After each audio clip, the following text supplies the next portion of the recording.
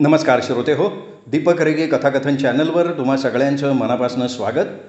श्रोते हो, आज तुम्ही ऐकणार आहात सुभाष सुंठणकर सरांच्या नव्या कोऱ्या करकरीत कथासंग्रहातली कथा. हा कथासंग्रह आहे उघडे पडलेले पितळ. नुकताच सरांचा हा कथासंग्रह प्रसिद्ध झालेला आहे. यातली कथा आज मी तुम्हाला ऐकवणार आहे, पण तत्पूर्वी तुम्ही जर आत्ता चॅनलवर पहिल्यांदा आला असाल किंवा अजूनपर्यंत चॅनल सबस्क्राईब केलेलं नसेल तर एकच विनंती करतो, कृपया चॅनल सबस्क्राईब करा. ऐकूयात सुभाष सुंठणकर लिखित विलंबित गायन. रामनगरात धाकटा गंधर्व गायन मैफिलीचा कार्यक्रम होता. शुक्रवारी सकाळी 10 वाजता कार्यक्रम होता आणि तो 2-2.5 तास चालणार होता. तो गंधर्व हॉलमध्येच होणार होता आणि कार्यक्रमासाठी पंडित अनंतराव घाटपांडे आणि पंडित बाळकृष्ण बुवा या ख्यातनाम गायकांना पाचारण करण्यात आलेलं होतं. सुरुवातीला बंदिश आणि नंतर नाट्यसंगीत असा ठराविक साच्यात कार्यक्रम होणार होता. अजयला गायन ऐकायची खूप आवड. तो सहसा गायनाचे कार्यक्रम चुकवत नसे. मैफिलीत डुंबून जायला त्याला फार आवडायचं. केवळ ही गायन मैफल ऐकण्यासाठी तो 2 तासांचा प्रवास करून आपल्या गावाहून रामनगरला आला होता. आपला मावसभाऊ चंदूच्या घरी उतरून तिथून तो गंधर्व हॉलला निघाला होता. तो बाहेर पडणारच तेवढ्यात त्याची मावशी म्हणजे चंदूची आई शालन त्याला म्हणाली, "अरे तू गंधर्व हॉलला चाललायस ना?" "हो." "मग थांब की, चंदू तुला सोडतोय, स्कूटरवरनं सोडेल तो." चंदू अजून झोपेतनं उठलेलाच नव्हता. आता तो उठणार केव्हा, आपल्याला सोडणार केव्हा? आपल्याला उशीर तर होणार नाही. जोगिया, तोडी, आसावरी, आहिर, भैरव यातले काही राग आजचे गायक गाणारच. त्यातला कुठलाही राग आपण चुकवता कामा नये असं अजयला वाटत होतं. "नाही नको, मी जाईन ना, स्कूटरनी कशाला सोडायला पाहिजे." "अरे सोडतोय तो, त्यालाही आहे गायनाची आवड, मलासुद्धा आवड आहे. तो कार्यक्रम बघायला बसेल. अरे थांबा, उठवते त्याला." चंदूला आणि शालन मावशीला गायनाची आवड असल्याचं अजय प्रथमच ऐकत होता. शालन मावशीने चंदूला उठवलं आणि गायन कार्यक्रमाविषयी सांगितलं. "आज गायन कार्यक्रम आहे का?" झोपेतनं उठता चंदूने अजयला विचारलं. "हो रे, 10 वाजता आहे." "कोणाचा कार्यक्रम आहे?" "पंडित अनंतराव घाटपांडे आणि बाळकृष्ण बुवा." "असं आहे काय? आलोच, आंघोळ करून येतो." पण आंघोळीला न जाता चंदूनं TV लावला. त्याच्यावर रॉक अँड रोलचे 3 डान्स बघितले. मग तो चहा घेऊन आंघोळीला निघाला. मध्येच व्हॉट्सअपवर काय मेसेज आले ते बघूयात, मज्जा असते असं म्हणून मोबाईल चालू करून त्यांनी व्हॉट्सअप उघडलं. "अरे वा, 147 मेसेजेस आहेत" असं म्हणून त्यांनी मेसेजेस बघायला सुरुवात केली. गुड मॉर्निंग, विनोद, राजकीय घटनांवर भाष्य, आरोग्य सल्ला, बरेचसे अनावश्यक फोटो यांनी व्हॉट्सअप भरलेलं होतं. ते सगळं बघेपर्यंत आणखीन 5-6 मेसेज आले. मग चंदूनं तेही वाचले. मग तो आंघोळीला गेला. आंघोळ, कपडे बदलणं, डोक्याला तेल लावणं, भांग पाडणं, पावडर, सॉक्स, बूट सगळं संथ गतीने त्याने उरकलं. मग दोघं बाहेर पडणार तो चंदूला संपदाचा फोन आला. संपदा म्हणजे त्याची फेसबुकवरची मैत्रीण. तिचा फोन म्हणजे कमीत कमी 20 मिनटं. फोनवर, "तुला मात चढलाय, तुलाच मात चढलाय, पिंकी भेटली होती, शिष्टच झाली आहे, पंकज पिकळेचा बावळटपणा, नेने आंटीच्या पोकळ बढाया, श्वेताची घमेंड, रॉयल क्लबची लिथार्जी असे विविध विषय बोलूनही झाले. फोन बंद करता चंदूनं विचारलं, "भाषण कार्यक्रम कुठं आहे रे अजय?" "अरे भाषण नाही बाबा, गायन." तेच रे, ते आहे कुठे?" "गंधर्व हॉलला आहे, लवकर चल, उशीर होतोय." "चंदू, तू सुद्धा कार्यक्रम ऐकून ये हं, तुला आवड आहेच की." शालन मावशी म्हणाली. "हो आई, माहिती आहे, मला आवड आहेच की."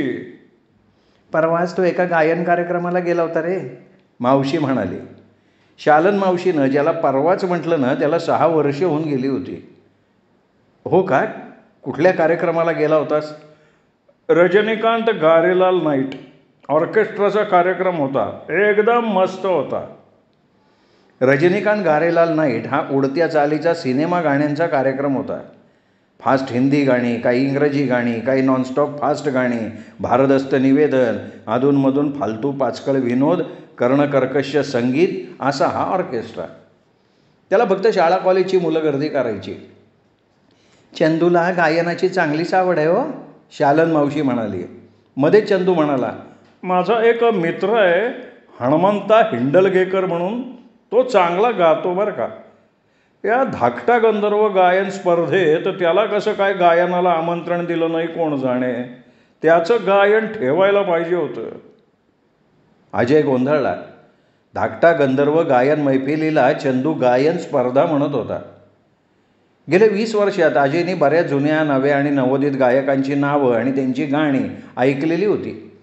पण हणमंता हिंडलगेकर हे नाव त्यांनी कुठंही ऐकलेलं नव्हतं. आणि धाकटा गंधर्व गायन मैफिलीला संगीत क्षेत्रातले रथी महारथी बोलवतात हे कदाचित चंदूला माहिती नसावं.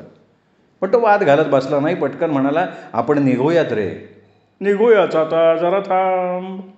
असं म्हणून चंदूनं रुमाल शोधला. कपाटात, खुर्चीवर, कोचवर, कपाटावर, डायनिंग टेबलवर, टी व्हीवर सगळीकडे रुमाल शोधून झाला. शेवटी कुठेच मिळेना. जाऊ दे आता, जुनाच रुमाल घेतो. असं म्हणून त्यांनी कपाटातला जुना रुमाल घेतला. मग दोघं रस्त्यावर आले. चंदू म्हणाला, अरे माझी स्कूटर कालपासनं बिघडली आहे, मग आपण काय करायचं. मग आपण सरळ रिक्षाने जाऊयात की, अजय म्हणाला. नाही, रिक्षानं कशाला, चंद्रवदनची स्कूटर आहे की. चंद्रवदन, अरे आमचा शेजारी, तो केव्हाही स्कूटर देतो. आमची अनेक वर्षांची चांगली दोस्ती आहे, त्याची चावी मागून आणतो, थांब जावा. असं म्हणून अजयला रस्त्यावर थांबवून चंदू चंद्रवदनच्या घरात गेला. त्यांनी चंद्रवदनबरोबर 10-12 मिनटं गप्पा मारल्या आणि त्याची चावी घेऊन तो बाहेर आला. दोघं स्कूटरवरनं निघाले. आता 10-15 मिनटात आपण पोचणार या अंदाजानं अजय खुश झाला. तसे नुकतेच 10 वाजून गेलेले होते, पण 10चा कार्यक्रम 15-20 मिनटं उशिरा सुरू होतो हा अजयचा अनुभव होता. चंदू स्कूटर चालवत होता. मध्येच स्कूटर डगमगायला लागली. हँडल हल्ल्यासारखं वाटायला लागलं. चंदूनं स्कूटर थांबवली. 1 मिनिट इंजिन बंद केलं. पुन्हा स्कूटर चालू केली. ती चालू झाली पण पुन्हा लगेच डगमगायला लागली. मग त्याने स्कूटर थांबवली. पंक्चर आहे का जरा बघतो बरं का, असं चंदूनं म्हणताच दोघंही खाली उतरले.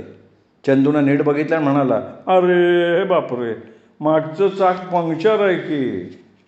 असं म्हणून त्यांनी साधारण तिथून 100 फुटांवर असलेल्या दुकानापर्यंत स्कूटर हातात धरून चालवत नेली आणि पंक्चर काढायला दिली. मग तो अजयला सांगायला लागला, या चंद्रवदनचं ना सदोदित असंच असतं बरं का. आता बघ, त्याची स्कूटर पंक्चर होती पण त्याने पंक्चर आहे हे सांगितलंच नाही. आता मी माझे पैसे घालून याच्या स्कूटरचं पंक्चर काढायचं. अरे मागदे एकदा असंच केलं यांनी. याच्या स्कूटरचे दोन्ही ब्रेक बिघडले होते. मला स्कूटर देताना सांगितलंच नाही त्यांनी. मला ती ब्रेक नसलेली स्कूटर चालवणं झालं मुश्किल. मग मी माझे पैसे घालून ते ब्रेक टाईट करून घेतले. दुकानदार पंक्चर काढत होता तेवढे चंदूला हाक आली. काय चंदू, इकडं कुठं. समोर वाशिमकर उभा होता. त्याला चंदूनी पंक्चरची घटना सांगितली. मग चल की तोपर्यंत चहा घेऊ. वाशिमकर म्हणाला. तेवढ्या दुकानदारानं पंक्चर काढून झाल्याचं सांगितलं. चहा घेऊया म्हणतोस का तू. चंदू वाशिमकरला म्हणाला, अरे चल रे, समोरच हॉटेल आहे, हॉटेल चांगलं आहे, चहा घ्यायचा तर एवढा विचार काय करतो लेका, चल चल रे चल. अजय चल तू पण. उशीर होत होता म्हणून हॉटेलात जायचं अजयच्या काही मनात नव्हतं, पण वाशिमकरनी त्यांना हॉटेलात नेलंच. इतर दोघांना काहीही न विचारता वाशिमकरनं वेटरला सांगितलं, 3 सिंगल बटाटे वडे आण, तोपर्यंत 1 कांदा भजी आण. आणि अजयकडे बघून तो म्हणाला, अरे इथे बटाटे वडा एकदम मस्त मिळतो बरं का, कांदा भजीसुद्धा खूप छान असतात, गरमागरम आणि कुरकुरीत एकदम. मग चंदूनं अजयची आणि वाशिमकरची ओळख करून दिली. मग भजी वडा खाता खाता चंदूच्या आणि वाशिमकरच्या गप्पा रांगल्या. नुकतीच झालेली सहल, धबधब्याखाली भिजणं, बसमध्ये रंगलेली गाणी, जेवणाचा बोगस आणि टाकाऊ मेनू, रात्री घरी यायला झालेला उशीर, या सगळ्या गप्पा मारताना चंदू आपण गायन कार्यक्रमाला चाललो आहे हेच बहुतेक विसरून गेलेला असावा. अजयनी त्याला आठवण केली तेव्हा सगळे उठले, हॉटेलातनं बाहेर आले. वाशिमकर निघून गेला. स्कूटर काढून चंदू पुढे जायला निघणार तोच त्याला फोन आला. फोन शालन मावशीचा होता. ती सांगत होती, अरे चंदू, त्या राज खोपडेला गायनात इंटरेस्ट आहे बरं का, त्यालाही घेऊन जातोस का बघ. आता हा राजा खोपडे म्हणजे चंदूचा मित्र. त्याला न्यायचं आहे. अरे हो, त्याला इंटरेस्ट आहे, जा की त्याला घेऊन. आई, त्याला न्यायला हरकत नाही, पण एका स्कूटरवरनं आम्ही तिघे कसे जाणार? अरे च्या, होय की रे. त्या चंद्रवदनची स्कूटर आहे फडतूस, भंगारात विकली पाहिजे ही स्कूटर. का रे, काय झालं? पंक्चर झाली ती. मग तुझी स्कूटर दुरुस्त करून घे, असं मी तुला परवा सांगितलं होतं का नाही? तो विषय आता नको आई. बरं, त्या राजा खोपडीचं काय करतोस ते बघ बाबा. स्कूटरवरून 2 फेऱ्या करून त्याला नेता येईल. अरे त्याला फोन तर करून बघ. हां, करतो. असं म्हणून वैतागून चंदूनं फोन बंद केला. मग त्यांनी राजा खोपडेला फोन लावला. लागोपाठ 3 वेळा फोन केल्यावरही राजाने फोन उचलला नाही. अरे राजा म्हणजे एक मॅड आहे बरं का. असं म्हणत त्याने राजाला 4थ्यांदा फोन लावला. राजानं फोन उचलला आणि राजा म्हणाला, चंदू, मी गंधर्व हॉलमध्ये गायन ऐकतोय, तुला 3 तासांनंतर मी फोन करीन. असं म्हणून राजाने फोन ठेवला. चंदू अजयला म्हणाला, हा राजा म्हणजे मॅड आहे बरं का, आधीच बसलाय त्या गंधर्व हॉलमध्ये जाऊन. कोण मॅड आहे हा प्रश्न आता अजयलाच पडला होता. कार्यक्रम नक्की सुरू झाला असणार. जोगिया, तोडी, आसावरी, ऐरभैरव हे राग आज होणारच. आपण ते चुकवता कामा नयेत. किती दिवसानंतर आपल्याला हे राग ऐकायची संधी मिळाली आहे. मध्यंतरी एका कार्यक्रमात पंडित सांगलीकर बुवांनी दुपारच्या प्रहरी भीमपलासी हा राग इतका सुंदर गायला होता, त्याचे स्वर किती दिवस आपल्या कानात घुमत होते. शेवटी चंदूनं चालू केलेली स्कूटर प्रचंड ट्रॅफिक जॅममधून पुन्हा पंक्चर न होता एकदाची गंधर्व हॉलच्या दरवाज्यात पोचली. त्यांनी स्कूटर लावली तेवढ्यात त्याला हातखंबेकर भेटला, तो चंदूचा जुना शेजारी. अरे काय रे हातखंबेकर, किती दिवस तुझा कुठे पत्ताच नाही आहे? माझा पत्ता ना 405 गुलमोहर निवास, दत्त मंदिराजवळ, रामनगर. पत्ता सांगून हातखंबेकर जोरजोरात हसायला लागला. मग मी माझाही पत्ता सांगतो. असं म्हणत चंदूनं आपल्या घरचा पत्ता सांगितला. अरे काय रे, कुठे चाललंयस कुठे? मी गायन कार्यक्रमाला चाललोय. गायन? काय मूर्ख आहेस का काय? अरे फक्त मूर्ख लोक असतात ना तेच गायन ऐकतात. तुला त्या मनाची भानगड कळली का नाही? मनाची भानगड नाही रे बाबा. अरे एकदम अफलातून भानगड आहे. अरे सांग ना बाबा, सांग की. आता या दोघांच्या गप्पा रांगणार हे अजयनी ओळखलं. तो म्हणाला, मी पुढे जाऊ का? अरे जाऊया की, दोघंही जाऊया. हे बघ, मी असं करतो, मी पुढे जाऊन बसतो, तू बोलणं संपल्यानंतर ये. असं करतोस? मग चालेल. मग अजय पटकन तिथनं सटकला. गंधर्व हॉलमध्ये आत गेला. हॉल गच्च भरलेला होता. अधूनमधून तुरळक रिकाम्या जागा होत्या. हॉलच्या मध्यावर अजयला जागा मिळाली. निवेदकानं जाहीर केलं, आत्तापर्यंत निरनिराळे बहारदार राग झाल्यानंतर आता आपण वळतोय भैरवीकडे. भैरवी म्हणजे शेवटचं गायन?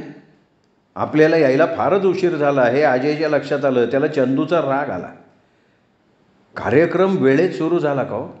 अजयनी शेजारच्या माणसाला हळूच विचारलं. म्हणजे काय, बरोबर 10 वाजता सुरू झाला, तो उत्तरला. तिकडं भैरवी सुरू झाली होती. 10 मिनिटांनी चंदू आत येऊन अजयच्या शेजारी बसला आणि म्हणाला, मी बाहेरनं तिकीटं काढून आणली की रे. तिकीटं काढली? अरे पण हा कार्यक्रम मोफत आहे. ते मला नंतर समजलं रे.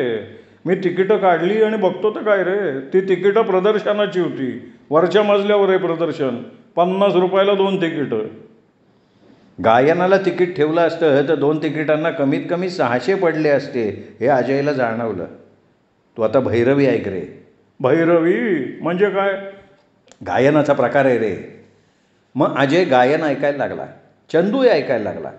मग 5 मिनटं गेल्यावर चंदूला काहीतरी आठवलं. त्याने आपला मोबाईल चालू केला आणि एका मित्राला तो व्हॉट्सअपवर मेसेज पाठवायला लागला.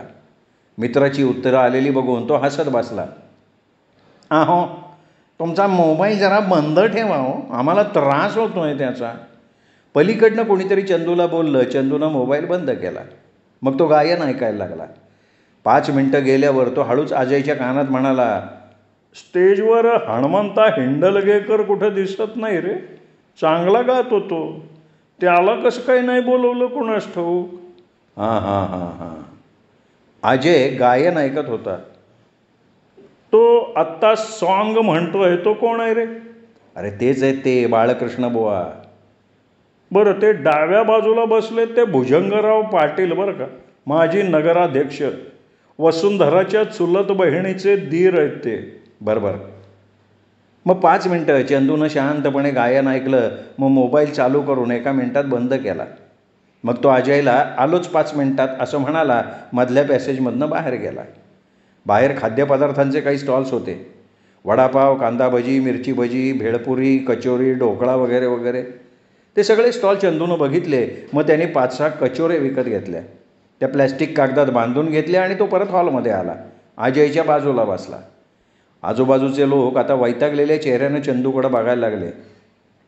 घे रे कचोरी घे. नाही, मला नको आहे, मला भूक नाही आहे. अरे घे रे, गरमागरम आहेत. अरे नको ना बाबा. असं म्हणून अजय गायन ऐकायला लागला. अरे नंतर थंड होतात रे, घे की आत्ताच. चंदूकडे लक्षही न देता अजय गायन ऐकत राहिला. कोरडी चटणी आहे, छान आहे, थोडीशी घेणार का तू? चंदूनी पुन्हा विचारलं, पण अजय आपला गायन ऐकत राहिला. मग चंदूनं चटणी लावून 3 कचोऱ्या खाल्ल्या. उरलेल्या कचोऱ्या व्यवस्थित बांधताना प्लॅस्टिक पिशवीचा आवाज व्हायला लागला. आजूबाजूचे लोक शुकशुक करून आणि गप्प बसावं, आवाज करू नका असं सांगून चंदूला गप्प करायला लागले. आणि अचानक कार्यक्रम संपला. भैरवी संपली. भैरवी फार कमी वेळ गायली. अहो, एवढे पैसे घेतात हे आणि गायन थोडक्यात आटोपतात म्हणजे काय हो? सगळे कमर्शियल झालेले आहेत. नाही, मैफिल चांगली रंगली होती, पण अचानकच संपली बरं का. अशा प्रतिक्रिया व्यक्त करत श्रोते उठायला लागले. आभार प्रदर्शन होताच अजयही उठला, चंदूही उठला.